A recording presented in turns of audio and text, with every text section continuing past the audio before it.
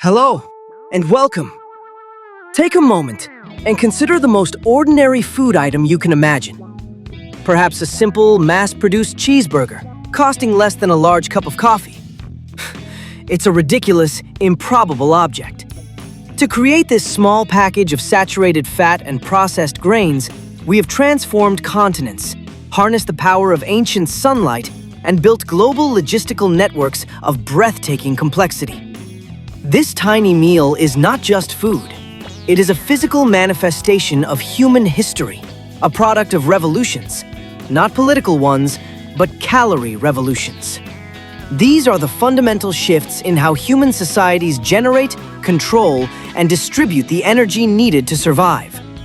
We often focus on wars, kings, and elections, but the truth is, the single most defining factor in your daily life, where you live, how you work, and what you eat, was determined by 5 seismic shifts in how we capture calories.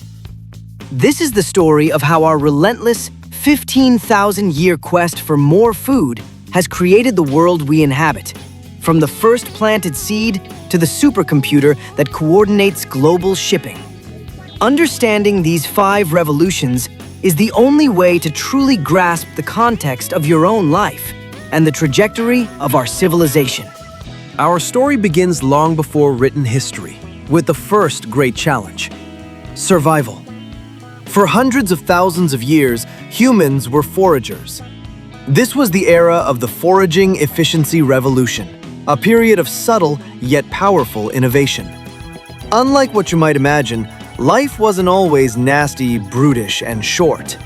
Early humans were masters of their environment, constantly increasing the return on their energetic investment. They understood seasons, migration patterns, and the caloric density of every available plant and animal. The key breakthrough here wasn't a discovery. It was knowledge accumulation and tool refinement.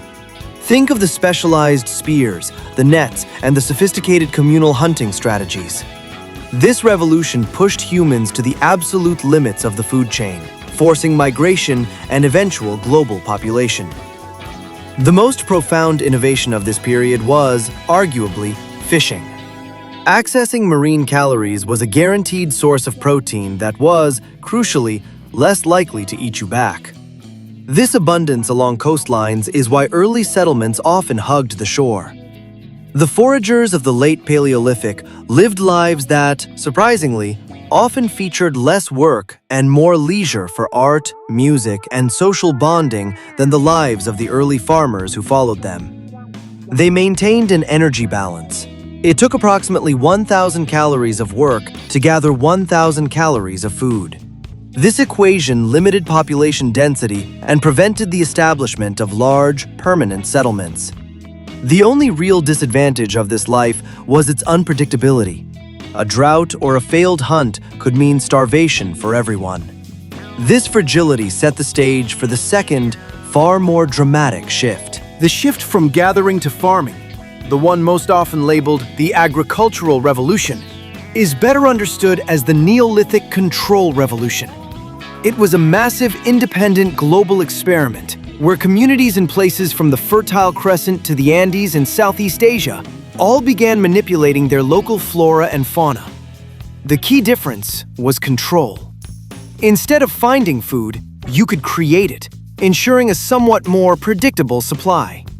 The advantages were clear: a stable, controllable food source, the ability to selectively breed hardier, higher-yield crops, and most importantly, the creation of a food surplus. This surplus was the engine of civilization. It meant that not everyone had to farm. Some people could specialize as builders, priests, potters, or warriors. This specialization of labor gave rise to cities and social complexity. However, the disadvantages were equally profound. This life demanded far more work, tied people to a single plot of land, led to less diverse diets, and, ironically, worse overall health for the population compared to their foraging ancestors. Moreover, the creation of a surplus introduced the concept of ownership and inequality. If you could control more food than you needed, you held power over others. This concentration of surplus led directly to the non-ideal social order often associated with early civilizations, including, eventually, the creation of forced labor to till the land. The choice for agriculture, made independently across the globe, was not necessarily a choice for a better life, but a choice for a higher population density and a complete, irrevocable commitment to remaking the environment through irrigation, terracing, and deforestation. While the Neolithic Revolution focused on static plant calories, the livestock and logistics revolution was about mobile, high-impact energy. This was a multi-millennia process centered on the domestication and deployment of suitable herd animals. The advantage of herding, where possible, was multifaceted. A living supply of protein and milk, and resources like wool and leather. Crucially, in the Old World, these animals, cattle, sheep, goats, horses, were also sources of traction and transport. The horse, in particular, was an ancient machine of unprecedented power. It transformed warfare, allowed for faster communication, and vastly increased the amount of land a farmer could work. This revolution led to a geographical split: agriculturalists in fixed settlements, and herders, or nomads, who developed specialized societies centered on constant movement, following their food source. The fundamental asymmetry between the Old World and the Americas, which lacked suitable large domesticates beyond the llama, is one of the most significant factors in history. Animals like the zebra, the hippo, or the elephant, for various reasons, temperament, long gestation cycles, or sheer danger, could not be effectively integrated into human society as energy converters.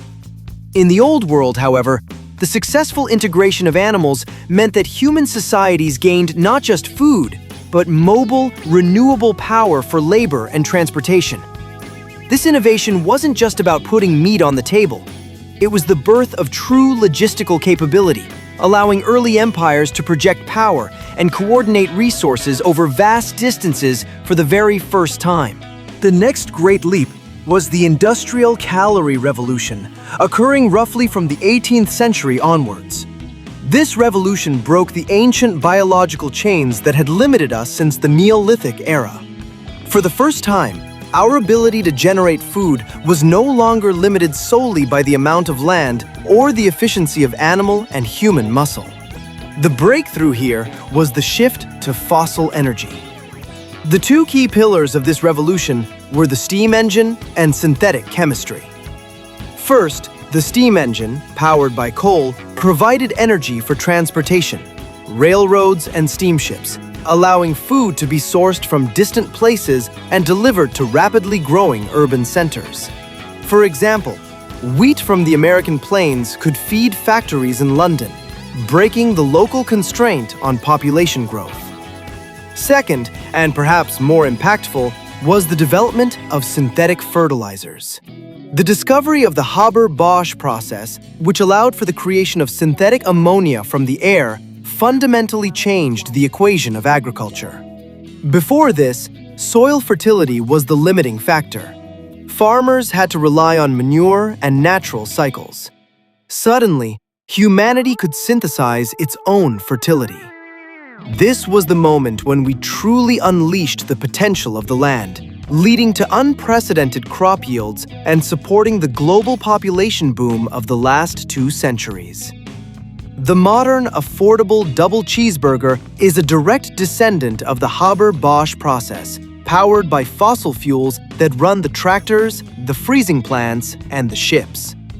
This revolution provided a world of relative abundance, but at the cost of globalizing both our resource exploitation and our environmental impact. The final and current revolution is the digital logistics revolution, characterized by the use of information and automation to maximize food efficiency and minimize waste in the distribution chain. This is not about growing more food. It's about getting the existing food to the right place at the right time. The key innovations here are global containerization, cold chain management, and data-driven farming. Container shipping, coordinated by satellites and complex logistics software, allows perishable goods to travel the world with speed and consistency that was unthinkable 50 years ago. Furthermore, advancements in biotechnology and precision agriculture, from genetically modified organisms that resist pests to sensors that track soil moisture minute by minute, have turned farming into an information science. The outcome is the near-perfect synchronization of global supply and demand. This revolution has created a complex web of dependence, where a disruption in one region, a single shipping bottleneck, a cyber attack on a logistics hub, can impact global food availability. It has provided the sheer, bewildering efficiency that allows a hyper-complex, multi-ingredient food item to be sold for pocket change. It has decoupled food production from the seasons and local geography for billions of people, but has also created massive structural problems related to food waste, energy inputs, and the vast, powerful corporations that control the digital arteries of the global food system. So, we have journeyed from the intelligent forager maximizing snail size to the complex digital grid controlling a container ship full of frozen beef. The question remains, should we be delighted or alarmed by this strange world of abundance and complexity? The historical record offers a crucial insight. These revolutions were not single events, but long, complex processes. Each one provided a powerful advantage. More calories, more control, more mobility, more power, more efficiency. But each came with an inescapable trade-off. Increased hard work, social inequality, environmental damage, and complexity. We are now living in the wake of all 5 revolutions, and we cannot unmake the choices of the past. History is not just a collection of facts. It is a profound lesson in context. It reminds us that every subtle decision we make today about what we eat, how we work, and what we value will be remembered by the people of the future as their own set of irreversible revolutions. The ultimate test of being an informed, engaged, and productive citizen is understanding this context. Your ability to navigate the millions of decisions that comprise your life, to place your community in this broader, 15,000-year story of calorie seeking, will last your entire life.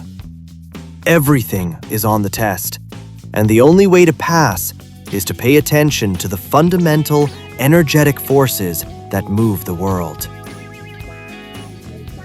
What historical process do you think is quietly creating the next great revolution right now? Let me know in the comments below.